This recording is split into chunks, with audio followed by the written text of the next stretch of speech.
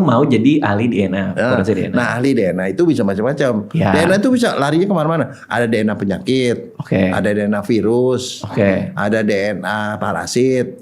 Nah, itu kan kasusnya DNA forensik. Jadi saya mesti masuk forensik dong. Jadi saya masuk ke forensik. Jadi lulus saya daftar forensik. Nah, waktu daftar forensik, teman-teman saya pada banyak yang komplain. Karena lo frustrasi yang masuk forensik. Forensik itu bidang yang orang nggak pernah lirik. Karena otopsi. Iya. Kan kalau sekarang gini deh, kalau saya jadi dokter umum, saya jadi dokter penyakit dalam. Setelah dokter penyakit dalam kan tarif saya naik. Tapi kalau saya jadi dokter forensik, ya saya prakteknya tetap sebagai dokter umum. Oke. Urusannya sama mayat lagi. Iya, sama mayat. Gitu-gitu urusan yang rada ribet-ribet.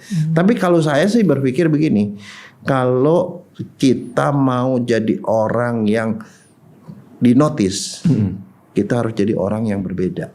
Gokil dok, benar itu dok. Nah saya tanya waktu saya tingkat 5 ya, saya ketemu sama Prof. Abe Lubis, itu seorang profesor UI, ahli psikiater.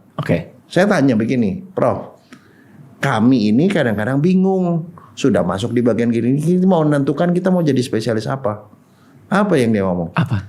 Begini, kalau kamu mau milih satu bidang, pertama kamu harus suka sama bidang itu. Satu. Kemudian kamu harus berpikir, kira-kira kalau masuk bidang itu, one day dalam hidup kamu akan menjadi orang pertama yang diingat orang kalau orang sebut di departemen itu, bagian itu. Jadi kalau misalnya kamu dokter penyakit dalam, kamu akan diingat, oh penyakit dalam, oh dokter Jaya gitu loh. Nah itu baru kamu masuk di situ. Karena kalau enggak percuma, kamu ngabisin umur, ya bilang. Betul. Nah, saya pikir begitu. Nah, pada waktu itu yang namanya